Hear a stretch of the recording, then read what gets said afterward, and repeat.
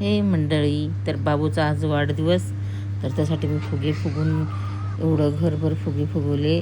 पहिल्यांदाच एवढं मी फुगून बसलेले, मला फुगवायला पण येईना.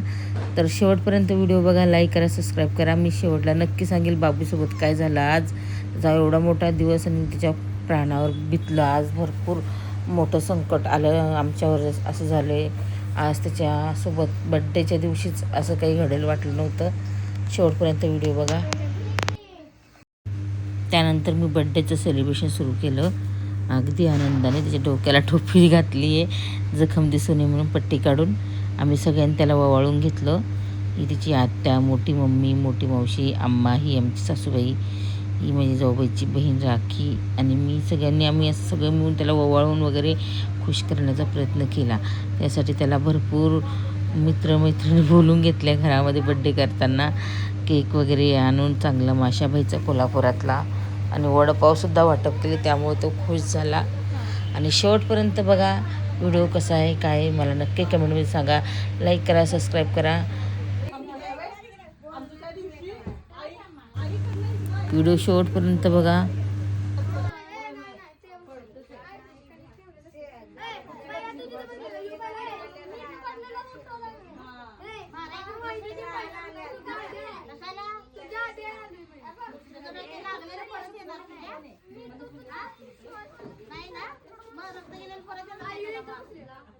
इकडे बघ, इकडं मावशी,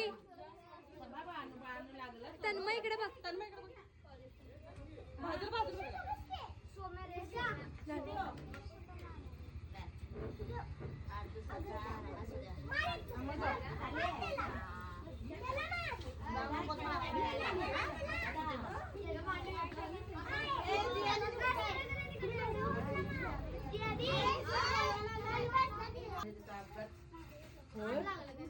बरोबर. अजून नाही मध्ये पण मान मोडली बघ, त्याच्या अपघाताची शक्यता.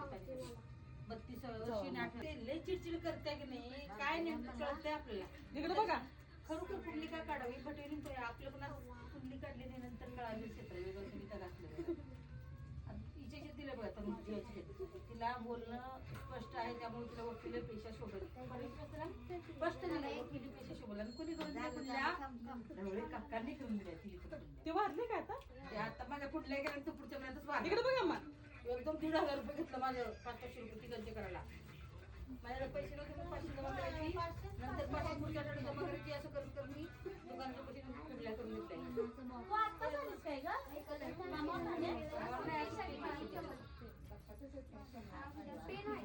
त्यांच्या बाबतीत एकच त्यांचं चुकीचं ठरलं.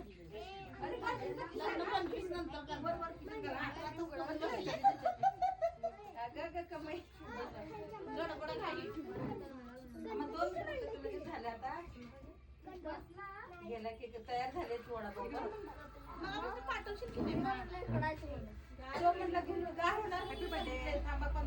इकडे बघ की.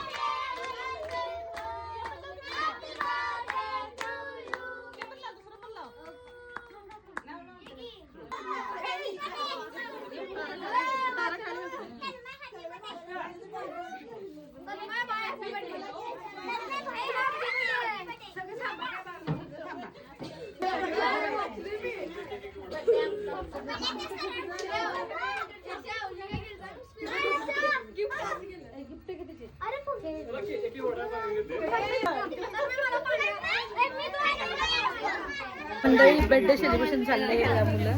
त्यात दुपारी बाबा खेळायला गेला असताना आमच्या शेजारी बागेमध्ये त्याला कोणीतरी मुलांनी ढकललं म्हणजे फुटबॉल खेळता खेळता पाय आडवा काहीतरी लावला आणि तो पडला जोऱ्यामध्ये. आणि तो पडला, त्याला एवढं जोरात लागलं रक्त थांबेना. मग आम्ही हॉस्पिटलमध्ये घेऊन गेलो, ड्रेसिंग वगैरे केलं. हे बघा त्याच्या डोक्याला केवढं लागलं आहे.